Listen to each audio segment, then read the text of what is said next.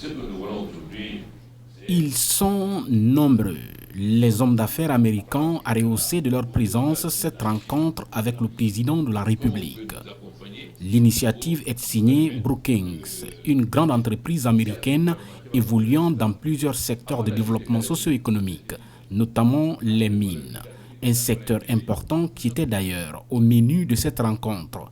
Le président de la République met un accent particulier sur la maîtrise de la technologie, concernant surtout l'exploitation des mines en Guinée. Le premier défi que nous avons, c'est comment avoir la maîtrise technique nous-mêmes, de savoir exactement qu'est-ce que nous avons comme ressources.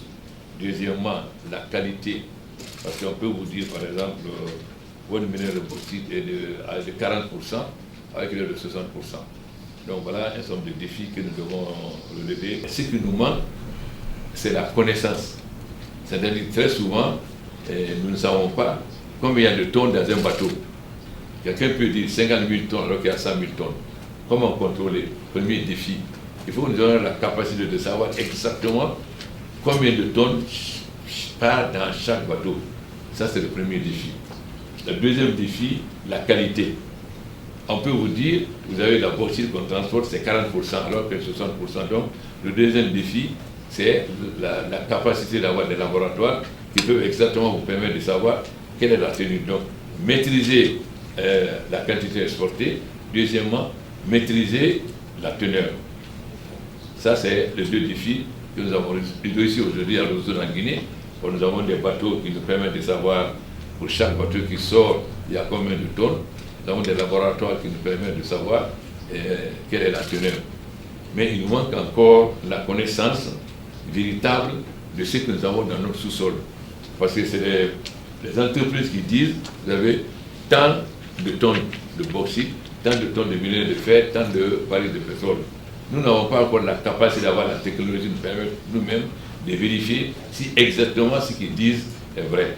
C'est une des choses que nous attendons donc du Brooklyn, de nous accompagner pour qu'on ait cette technologie qui nous permet de savoir réellement quelles sont les ressources exactes que nous avons.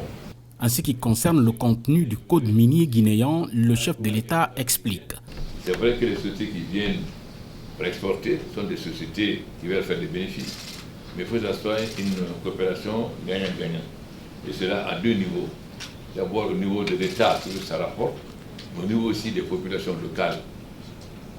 Donc nous avons fait un code minier où nous avons exigé que toutes les sociétés minières donnent 15% d'actions gratuites à l'État lorsqu'il s'agit d'exporter des produits bruts.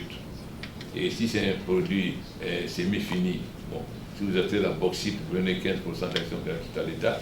Nous avons aussi dans le code minier que le gouvernement a la possibilité d'acheter 20%, c'est-à-dire que nous ayons 35%, qui constituait à l'époque la minorité de blocage, c'est-à-dire qu'aucune décision ne peut être prise au conseil d'administration sans l'accord de la Guinée. Par contre, quand vous transférez la bauxite en alumine, c'est seulement 7%.